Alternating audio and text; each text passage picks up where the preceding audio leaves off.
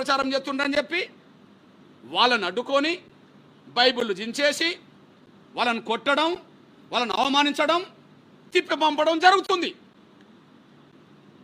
ఒక పేద దళిత క్రైస్తవులు వాళ్ళకు కార్లు ఉంటే సైకిల్ మీద ఎందుకు పోతారు?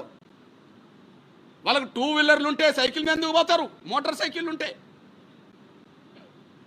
ఒక పేద దళిత క్రైస్తవులకు సంబంధించిన వాళ్ళను వేధిస్తున్నారు.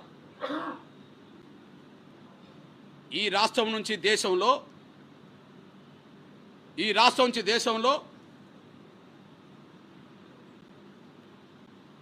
ఈ దేశానికి క్రైస్తవ మతం అనే ప్రచారాన్ని తీసుకొచ్చిందే అగ్రకుల బ్రాహ్మణులు.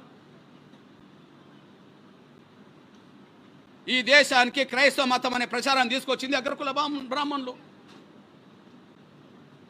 వాళ్ళకు ఎలాంటి వివక్షత లేదు, వాళ్ళ హోదా గొప్పగానే ఉన్నది.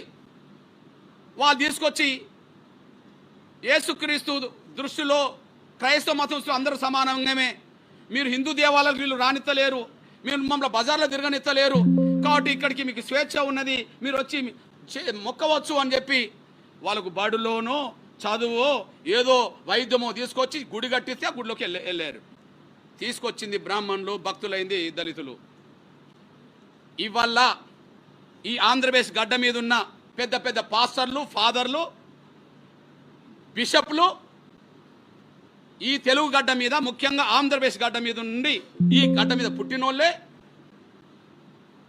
కోట్ల రూపాయల విలువ గల కార్లలోపై ప్రచారం చేస్తుంటారు. ఈ దేశం మొత్తం తిరిగి ప్రచారం చేయడానికి విమానాల్లోకి వెళ్తారు.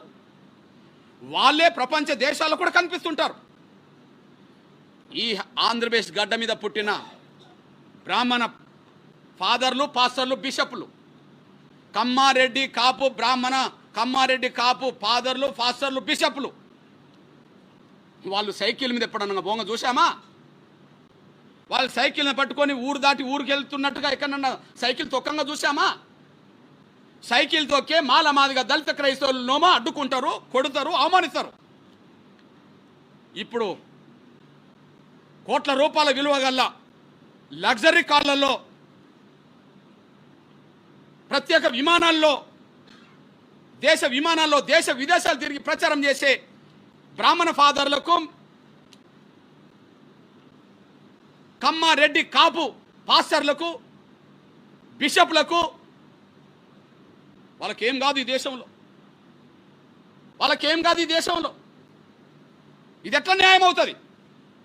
ఇది ఎట్లా ధర్మం అవుతుంది?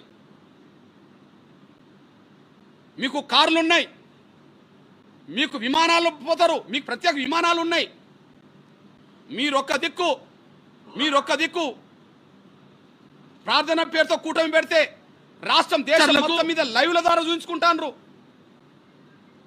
మాకు ఊరు దాటి ఊరు పోవడానికి కూడా శక్తి లేకనే సైకిల్ మీద పోతున్నారు. వీళ్ళు మీకు శత్రువులు అవుతారు. మా దళిత క్రైస్తవుల మీద, మా పేద వర్గాల మీద దాడులు ఆపాలి. మీకు చేతనవుతే విమానాల మీద పోయేటోళ్ళ గురించి ఆలోచించండి. మీకు చేతనైతే లగ్జరీ కార్లలో తిరిగే కమ్మ, రెడ్డి, కాపు, బ్రాహ్మణ ఫాదర్ల గురించి ఆలోచించండి.